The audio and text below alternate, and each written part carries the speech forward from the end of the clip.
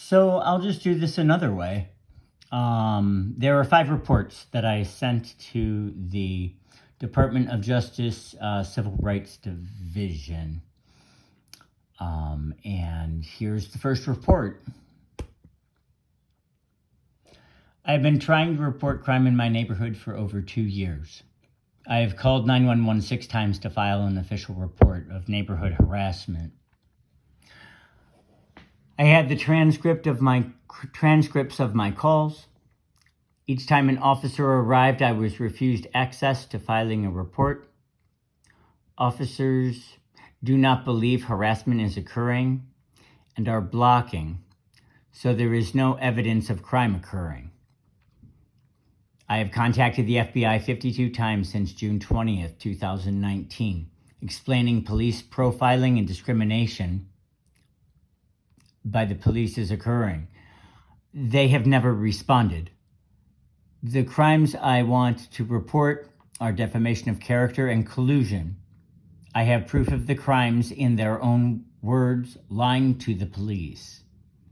The police told me that I am the problem in the neighborhood in early January 2020.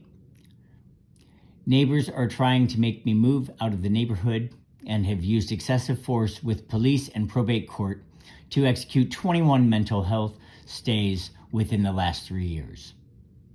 The police have rejected online reports of the crimes. I've contacted the Internal Affairs Bureau in December 2020, reporting officer misconduct, and that report was rejected. September 5th, I wrote an email to the Internal Affairs Bureau, and as of today, I've not gotten a response of any kind. Neighbors believe lies about me, including that the Secret Service visited and said I was arrested in Washington, D.C. when I wasn't. And my arrest record proves that. Who knows what else the imposters told Petty Ryan of 433 Midgard Road. My neighbors have been treating me in a standoffish way, and I believe they think something that isn't true. I need help in getting this mess resolved, and both the police and FBI are refusing to help me. Why would the FBI not respond to real crimes committed by both neighbors and the Division of Police? I'm concerned that some people who have lied in the past to get evaluations performed will do the same behavior in an effort to get me to move out of the neighborhood. I am a recovering addict, and my neighbors think I do drugs all the time, and that's why they want me to move. I've never been so mistreated and ignored in my entire life, and these actions have been happening for over 3 years. When is someone going to come out and resolve the misinformation being spread around my neighborhood and community? I know exactly where it is coming from, but the police don't want to do anything to her because they helped her with many pink slip evaluations in the beginning. She's trying to force me out of the home I own and use the police and probate court to get her way. Please help end my nightmare. All I want is to live in peace. Please hurry if you can. I need to move on from this chapter in my life, and the police and FBI have prevented that from happening. Report number 2. Yesterday, I filed a report 101273-QRT and didn't include some important details to my neighbors trying to force me out of the neighborhood. There were events that led to police misconduct that revolve around sexual orientation by neighbors who live close to me. Some neighbors want me to move out because I'm a recovering addict, and a few want me to move out because I am gay. One spring evening in 2018 or 2019, Etta, who resides at 437 Como Avenue, had a barbecue with neighbors in her backyard, just across the alley from me. An unidentified woman for 2.5 hours repeated the same line.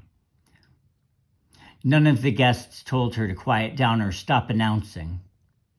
The woman repeated loudly, "That faggot, that whore, look at this video," while I sat in the yard with smoke billowing from my fire pit. The men at the barbecue talked a little bit more quietly, but I could clearly heard them talking about me and came up with a nickname, Nature Boy, because I go barefoot in the summer on my own property. I tried to follow up with who I suspect made the statement 3 times, going over to 441 Como, and nobody answered the door. I chose to stand up for myself by writing a message to the neighborhood Google group, writing I didn't appreciate hate words of discriminating nature being said in the neighborhood, and that voices carry in the ravine. Nobody responded, but the female who lives at 441 Como seemed shaken, as if she had a mental breakdown the weeks following my message reminding people to love thy neighbor. Before the barbecue, in my basement, I looked out the ground level window under my deck and I could see my neighbor who resides at 441 Como was standing inside my backyard next to the closed gate that goes to our alley. 441 Como is behind my home on Midgard. I ran outside and stood on a chair and saw him looking over at my property. I yelled, "Sir, sir, sir," to get his attention, but he turned away and walked through his yard and into his house. Another time, I was in my alley and saw the female from 441 Como and another neighbor talking.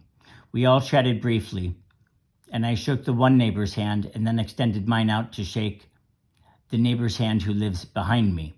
She pulled backwards her arms as if I had cooties or something. One day I was trimming a bush standing on my fence, and the woman from 441 Como was listening to a man say, "Oh yeah, if he does meth, we'll definitely find out about it." Shortly thereafter, I started hearing voices and then was psychologically and physically tortured with remote neural monitoring, losing 60% of the lower front of my jawbone by May 2020. I also have proof of rapid gum deterioration from 2014 to 2020 with records. The FBI refuses after 52 attempts to investigate. Report number 3. During a time from 2016 to 2019, my home was repeatedly invaded. My back deck has a door that goes to an enclosed porch, and that room has a doorway to enter my house. Next door is the only property that can see who might have been that entered so often. His name is Arvid Ashby, and he lives at 442 Midgard Road. In addition, mail has been stolen out of my mailbox from the front steps. Twice mail was returned weeks later, and once it was put back inside my 3-season room, not where the mailbox is. Many things inside the house were different than when I had left. Things like account statements were turned over the wrong way. I still can't locate my grandfather's stamp collection. Once when I returned home, there was toothpaste spit in the sink. I always brush my teeth in the shower. The bristles on the toothbrush were also wet. Rugs would be askew from where they were and in the backyard, my alley gate was repeatedly opened and not properly shut. Spring, summer, and fall, 2 years in a row. Baggies of poop were dropped over the fence and into my yard, and the plants on my deck were constantly falling over, and about half died. I lost some trees and shrub one spring and summer. One tree died with buds about to burst in spring. Of all the things that have been done, I think the most disturbing was a present I discovered in 2020. I had a large joint compound tub up in the second floor spare bedroom. One day when I opened it to use, there was an organic smell like no other. Someone had defecated and or urinated into the tub. All of the ingredients in joint compound are inorganic, and the mixture doesn't have an expiration date or ever go bad as long as the lid is tightly on. I could see a dark band whatever it is, from the outside of the container. I looked up whether there is DNA in poop or piss and discovered that indeed both do. I kept a garbage bag full of items to be fingerprinted. The police knew about it, but they refused to take the bag of items. I informed the FBI of the trouble. I contacted the Division of Police and filed online reports about having forensic evidence of illegal activity into my home.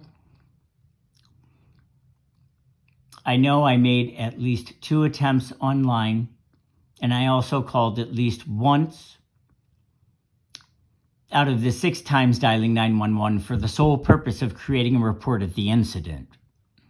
The Division of Police rejected all the online reports I have made and never created an official report when an officer was dispatched. I also contacted the FBI indicating that I had forensic evidence of someone entering my home illegally and was having difficulty getting the police to take the evidence. There are 52 reports I have completed online. Report number 4.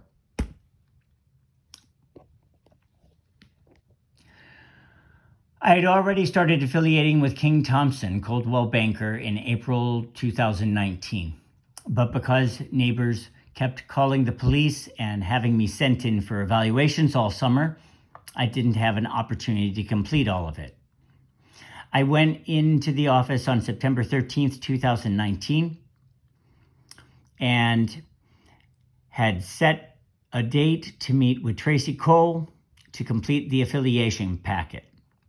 On September 17th, when I went into the office, I was told that Tracy was not available and met with the trainer instead, who told me that they chose not to affiliate with me any longer and wouldn't give me a reason why they had a sudden change of mind. I suspect that someone called my place of employment and told them lies about me which caused me to lose employment within the real estate field. There must have been a smear campaign by someone in authority or impersonating one that resulted in lost opportunity and lost revenue. I don't know if they called directly or if word got out from the neighborhood, but lies told and believed about me resulted in loss of employment as a result. Other important information can be found in my Facebook page, Tiered Justice, They Drove Me Crazy, in a post entitled Plates, Information, and Numbers. There you will find accomplices, personal identifiers such as license plate numbers, telephone numbers, IP addresses, and other information. On a second post entitled 39 Devils, there are 39 IP addresses that have accessed my Facebook account and are different than my own. Other information like an Xbox serial number I don't own, and iPhone identifying information different than my own can be found throughout the document. I apologize for the length, but if you'll come out and talk with me, I can show you in my written journal, transcript, all the important information necessary to find the people responsible for intentionally ruining my life, either because I'm gay or a recovering addict. I began writing my journal online the same morning I was told that Coldwell Banker didn't want to affiliate with me. I've lost out on the opportunity to earn millions in the industry. I know that whatever job or career I try for next, that the same asshole who sabotaged me once will likely do it again, since he's got access to R&M to know absolutely everything and anything that I tried to do to improve my own situation in life. I am a slave. In addition, there was an attempt to tarnish my name with my previous employer too, Columbus City Schools, where I worked for 22 years. I have a voicemail message still from Lisa Rongila asking me to call her back, and gave the name of the school of my last assignment before resigning nearly 5 months earlier and separating with this state teacher's retirement system. I have a spotless disciplinary file with the district with 0 incidents in my entire career. Fifth report.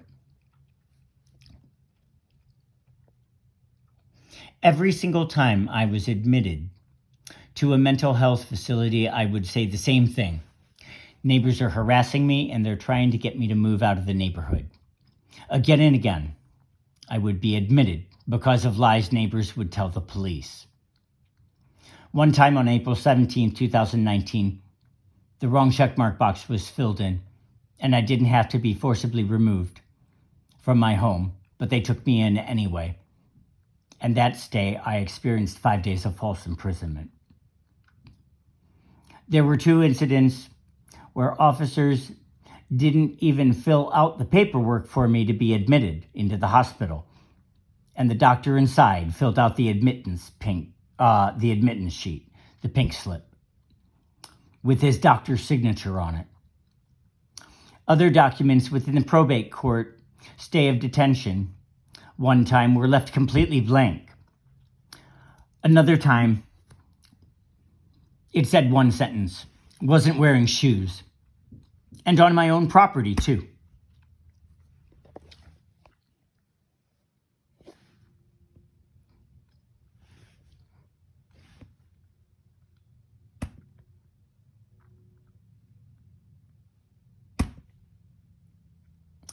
"21 evaluations in the last 3 years is all the damage neighbors have caused so far.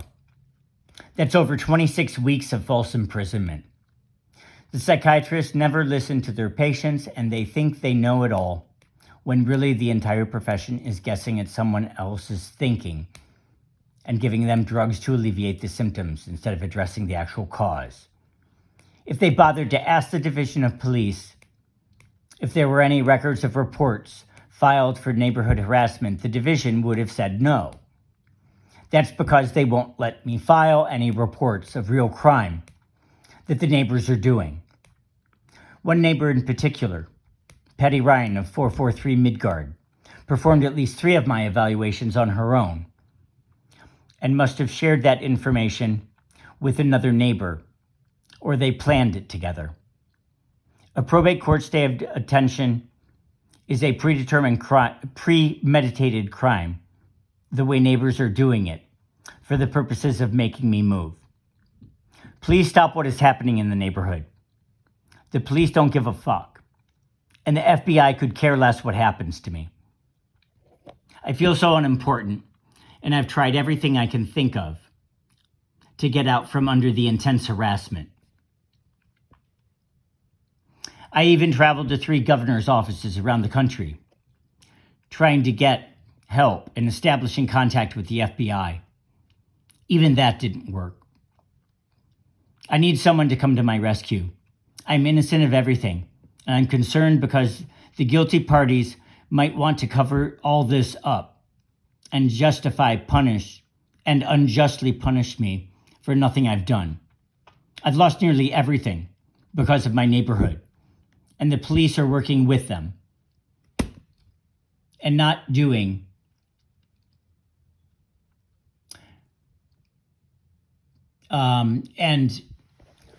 not a thing for me after repeated requests. Please hurry. Things are far too quiet in my neighborhood, and it feels like something is about to happen. And I'm not being paranoid.